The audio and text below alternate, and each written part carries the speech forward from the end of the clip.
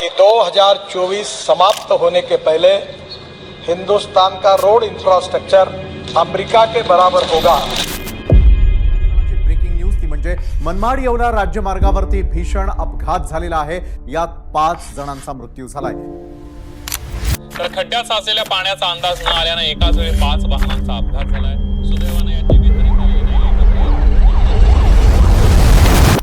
Main जो highway आहे त्यांनी ते व्यवस्थित करावं। स्वतःच्या कामाला प्रामाणिक राहून लोकांचा जीव जातो म्हणजे त्या लोकांचा तुम्हाला तळतळाट लागणारच आहे ना। आणि सरकार मग सरकार काय करतं ते कळत नाही। महागाई काय तारच वाढली, रोग 5-50 लोक मेली। आता रोड आहे ना कुठंच नाही नगर जिल्ह्यात।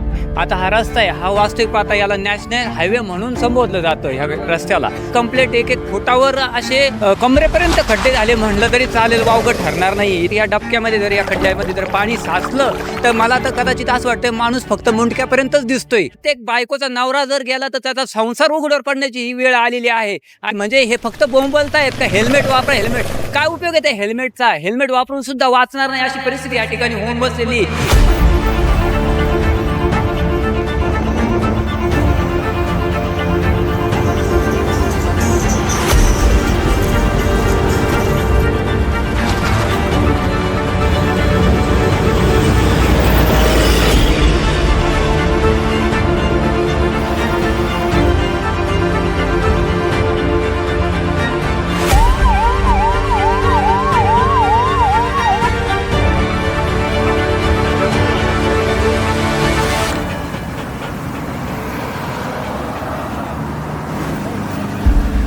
हर रास्ता किसी न किसी मंजिल तक ले जाता है, पर कुछ रास्ते कहीं पहुंचने से पहले ही लोगों को रोक देते हैं। ये कहानी है एक ऐसे ही रास्ते की। कहते हैं यहाँ मौत अक्सर रोज गुजरती है, बिना ब्रेक, बिना आवाज के।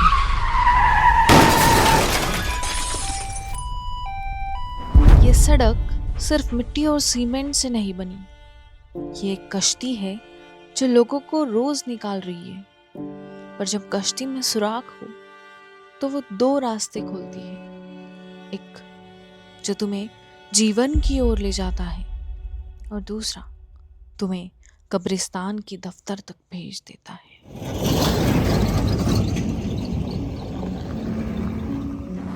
Presenting Nagar Manmad Highway, or should we call it the road of death?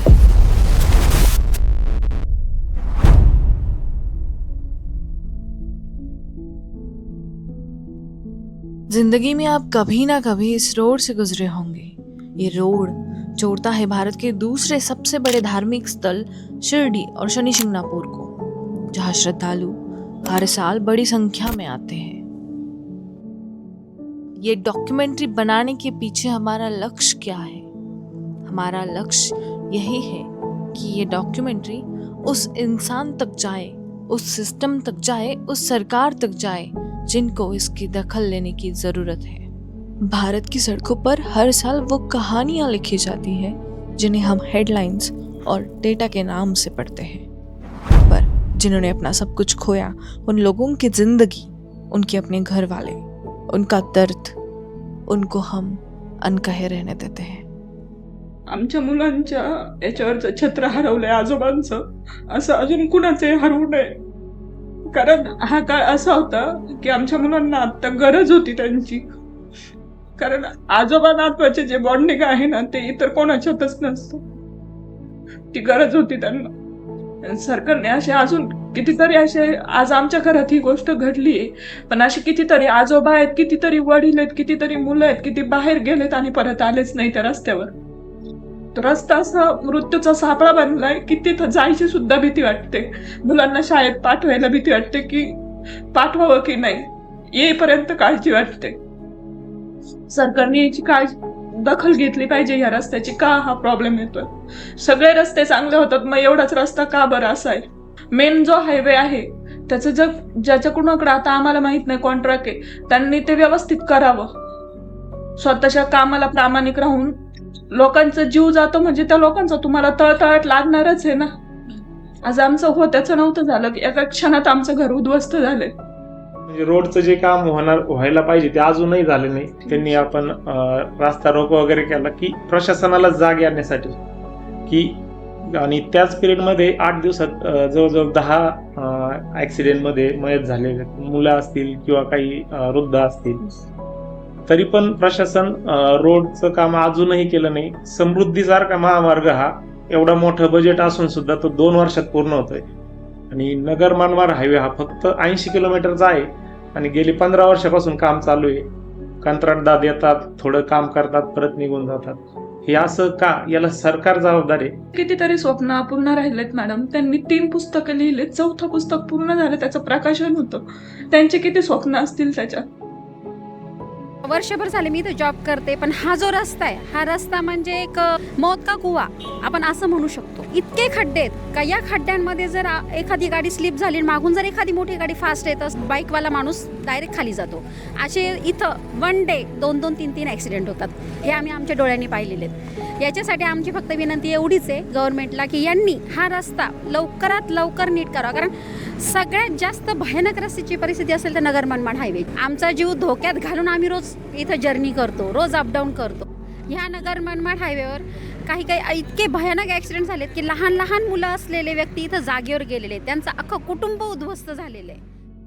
जो काय रस्ता अपघात झाला, जो खड्डा होता, ते पावसाचे दिवस होते आणि खड्ड्यामध्ये गाडी आदळल्यामुळे त्या पडल्यावर त्यांच्या डोक्याला मार लागला, कमरेला मार लागला, एक मांडी फ्रॅक्चर झाली आणि त्यांची तब्येत अतिशय वीक होती. आणि त्या अनुषंगानं त्यांना ते दुःख सहन नाही झालं. त्या ॲक्सिडेंटमुळे त्या गतप्राण झाल्या, त्या वारल्या. त्यांचं अख्खं कुटुंब ती एक माऊली गेल्याने उद्ध्वस्त झालं. त्यांच्यानंतर त्यांचं अख्खं कुटुंब आज दुःखामध्ये गेलेलं आहे. त्यांना कुठल्या प्रकारचा सहारा नाही. तहसीलदारने यायला पाहिजे होतं, पोलीस प्रशासनाने यायला पाहिजे होतं, कलेक्टरने, रोड अपघात वाल्याने, सार्वजनिक बांधकाम विभाग काहीच नाही. आम्हाला मॅडम आमचे पैसे गेले, आम्ही किती अल्फाटे घातले, सगळे मोठे मोठे लोक येऊन गेले, पण काहीच झालं नाही.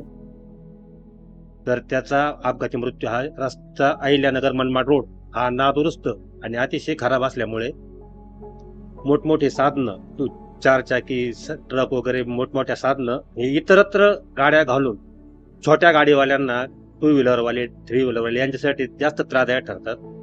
आणि त्याच्यामध्ये आतापर्यंत ह्या 5 वर्षाच्या काळामध्ये 400 पेक्षा जास्त अपघाती मृत्यू होऊन त्याचा कुठलाही प्रकारचा अजूनपर्यंत प्रशासनाने किंवा सरकारने अजूनपर्यंत कुठलाही याचा विचार केला नाही. तर त्याच्यामध्येच ते बोर्डाचे पेपरचे फॉर्म वगैरे भरण्यासाठी जात असताना त्याचा अपघात झाला आणि तो मृत्युमुखी पडला. शिंगणापूर फाट्याच्या अर्धा 500 मीटर अगोदर एक अपघात झाला खड्ड्यामुळं. नगर मनमाड हायवेमुळे अपघातामध्ये त्याचा मृत्यू झाला. त्याची परिस्थिती अशी होती की आम्हाला कळाल्यानंतर आम्ही त्याच्यापर्यंत पोहोचतो. तर एक ॲम्ब्युलन्समध्ये घेऊन गेलेले होते काही लोक. तर ॲम्ब्युलन्समध्ये घेऊन जाताना त्याला साधारणतः 30 किलोमीटरचा प्रवासासाठी ॲम्ब्युलन्सला साधारणतः 1.5 तास लागला. आणि त्यामुळे त्याचा वेळेत हॉस्पिटल नाही भेटल्यामुळे किंवा वेळेत त्याचे उपचार न झाल्यामुळे त्याचा हॉस्पिटलमध्ये गेल्यानंतर त्याला मृत घोषित करण्यात आले. आणि मृत घोषित करण्यात आल्यानंतर आम्ही तिथं पोहोचलो साधारणतः 1-1.5 तासानंतर. तिथं आम्हाला कळाल्यानंतर गेलो तर आम्हाला त्याची बॉडी पण दाखवली नाही, काही नाही. आम्हाला सर्व सकाळीच बॉडी बिडी दाखवली. तर सकाळी आम्ही पाहिलं रूममध्ये तर बॉडी अशी टाकून दिलेली होती सिव्हिल हॉस्पिटल आणि एका रूममध्ये टाकून दिलेली होती. तिथं काहीच म्हणजे असं व्यवस्थित ठेवली वगैरे का कशात काही फ्रीज वगैरे काही तसं काहीच नाही, टाकून दिलेली होती. आणि मग त्याच्यानंतर सकाळी रात्री साधारणतः 8 वाजता डेट झाली होती. तर दुसऱ्या दिवशी साधारणतः PM करता करता तिने 2 वाजवले तिथं, 1-2 तिथंच वाजवले आम्हाला. आणि त्यानंतर PM होऊन रोड हे सर्व अज्ञात वाहनाने उडवल्यामुळं त्याच्या घरच्यांना सरकारकडून काहीच मदत नाही मिळाली. आणि आम्ही फुल प्रयत्न केले पण कुठं काही मदत भेटली नाही आणि काहीच नाही. आणि परिस्थिती नाजूक असल्यामुळे आम्ही खूप प्रयत्न केले. लहान भाऊ आता मोठा गेला करता तोच होता, जास्त करून हुशार होता. रोड जर ओके असतं तर त्याला काहीच नसतं. पण खड्ड्यामुळे, रोडच्या खड्ड्यामुळे एवढं उपचार उपचार लेट भेटले आणि त्याचा मृत्यू बी खड्ड्यामुळे झाला. याला सर्वस्वी सरकारच जबाबदार राहील असेल ना. कारण जर रोडचं काम व्यवस्थित असतं तर याचं काही झालंच नसतं ना. असं आहे ना. आता बी ते किती 6-7 वर्ष आले रोडचं अजून आहे तीच परिस्थिती. आता सध्या जर बघितलं तर आता एका आठवड्यात 10 जण गेले जवळ. आणि अजूनही ते 2-3 वर्ष काम होईल त्याचं असं वाटत नाही म्हणून आता सध्याची परिस्थिती पाहता. मी माझ्या कामामध्ये बिझी आहे, मी माझ्या अभ्यासात बिझी आहे आणि तुम्हाला एका संध्याकाळी फोन येतो. ही फिलिंग मी स्वतः अनुभवतोय. म्हणून मी थोडंसं बोलण्यासाठी पुढाकार घेतला की नाही बोललं पाहिजे. का कशासाठी तर उद्या मला खूप मनातून वाटतं की ही असं दुःख कुणालाच येऊ नये, म्हणजे दुश्मनाला येऊ नये. मोठमोठ्या परीक्षांचा अभ्यास करतो, मग आम्हाला पण समजतं की कुणाची काय जबाबदारी आहे, कुणाची किती अकाउंटेबिलिटी आहे. पर्सनली बोलायचं झालं तर मी अख्खा भारत फिरलोय. तो आमच्या बाबांनीच सगळा भारत फिरवलाय. सगळ्या भारतात रस्ते चांगले आहेत. रस्त्याचं तर काय म्हणजे बिलकुल इच्छा नाही बोलण्याची, पण उद्या चालून रोड होईल, उद्या चालून अजून काही गोष्टी होतील, पण आमचा माणूस तर परत येणार नाहीये ना. ये नंबर्स वही है जो पुलिस थाने में रिपोर्ट हुए। ये छोड़कर ऐसे हजारों केसेस हैं जो आज तक किसी ने दर्ज कराए ही नहीं। इन एक्सीडेंट में ऐसे बहुत से लोग हैं जिनको रोड पे एक्सीडेंट होने के बाद जिंदा हॉस्पिटल ले जाया गया, लेकिन हॉस्पिटल में जाने के कुछ दिनों बाद उनकी मौत हो गई या फिर वो जिंदगी भर के लिए अपाहिज हो गए। ये इम्पोर्टेंट डेटा गवर्नमेंट के पास, लोकल अथॉरिटीज के पास है ही नहीं। द बॉम्बे हाई कोर्ट ने एक बहुत ही महत्वपूर्ण फैसला दिया। Right to safe roads is a fundamental right under article 21 of the constitution. यानी सुरक्षित सड़कें हर नागरिक का मौलिक अधिकार है। कोर्ट ने कहा, it's high time that compensation be awarded to the victims और their families who have suffered deaths or injuries due to potholes। अब वक्त आ गया है कि उन परिवारों को मुआवजा दिया जाए जिन लोगों ने अपनों को खो दिया सिर्फ एक गड्ढे की वजह से। जब तक जिम्मेदारी नहीं ली जाएगी, जब तक कॉन्ट्रैक्टर्स और ऑफिसर्स पर अकाउंटेबिलिटी नहीं होगी, तब तक ये मौत का सिलसिला नहीं रुकेगा। सिर्फ रिमाइंडर देना, सिर्फ ड्यूटी याद दिलाना ये काफी नहीं है। ये फैसला सिर्फ एक जजमेंट नहीं, एक सवाल है हम सबसे। अगर सड़क हमारी है तो जिम्मेदारी कौन लेगा? इन्हीं सड़कों पर हर साल हजारों जिंदगियां खत्म होती है। हर साल 4 लाख से ज़्यादा सड़क दुर्घटनाएं होती है, जिसमें 1,70,000 एवरेजली लोग मारे जाते हैं। 2023 के पुलिस रिपोर्ट के मुताबिक 4,80,583 रोड एक्सीडेंट हुए, जिसमें 1,72,890 लोग मारे गए। इसमें सबसे ज़्यादा घायल और मारे जाने वाले लोग 2 व्हीलर चला रहे थे। 2 व्हीलर हमारी रिस्क भरी भारतीय सड़कों का बैकबोन, पर जब रोड का ही इतना गंदा हाल हो तो यही बैकबोन सबसे ज्यादा असुरक्षित हो जाती है। आता जे काम चालू आहे ते पण व्यवस्थित नाही। आता माझं घर इथून अर्धा किलोमीटर आहे, तरी मला भय वाटतं गाडीवर ये। डेटा में आंकड़े तो दिख जाते हैं, पर डेटा कभी ये नहीं बताता कि उनमें कौन था, किसने नए घर के सपने संचाए थे, किसने कल के लिए स्कूल की फीस बचाई थी। हर नंबर के पीछे एक कहानी है, हर कहानी के पीछे एक रास्ता। नगर मनमाड़ हाईवे।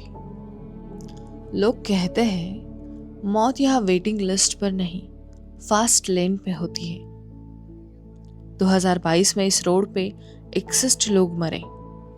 2023 में ये आंकड़ा 108 तक पहुंचा और 2024 के पहले 7 महीनों में ही 92 मौतें हुई और हर साल दर साल ये आंकड़े बढ़ते ही जा रहे हैं। इनमें कोई पिता था, कोई माँ थी, कोई बेटा था, कोई सपना था। एक पॉटहोल का मतलब सिर्फ अनइवन रोड नहीं होता। कभी कभी वो एक जिंदगी और मौत के बीच का फर्क होता है। कभी सिस्टम डीले करता है, कभी कॉन्ट्रैक्टर, पर हर डीले के पीछे कोई लाश होती है, कोई फोटो फ्रेम भरी जाती है। सड़क को मरम्मत चाहिए, पर सबसे पहले सोच को। एक माँ रोज हाईवे के उस मोड़ पर रुकती है जहाँ उसके बेटे का एक्सीडेंट हुआ था। कहते हैं वो हर बार एक ही सवाल पूछती है, ये सड़क कब सही होगी? कोई जवाब नहीं देता क्योंकि सड़क भी खामोश है।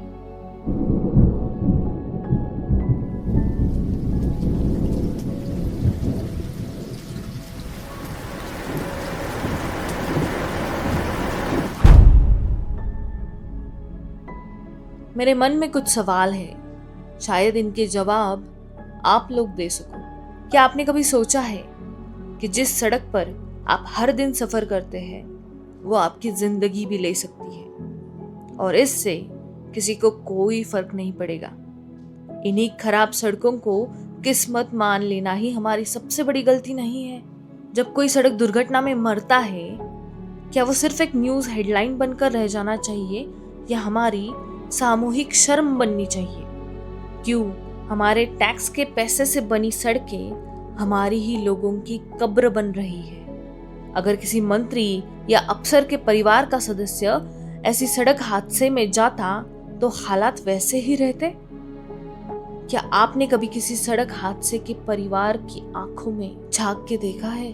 वो दर्द देखा है जो कभी मरता नहीं।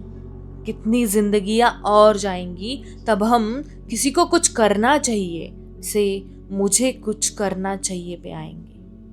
हर सड़क हादसे के बाद असली जिम्मेदार कौन है? ड्राइवर, किस्मत या वो सिस्टम जिसने सड़कें ऐसी छोड़ी? क्या आपने कभी सड़क की हालात पर शिकायत दर्ज की है या आरटीआई डाली है या बस हॉर्न बजाकर आगे बढ़ गए? क्या किसी की मौत तभी मायने रखती है जब वो हमारे घर की होती है?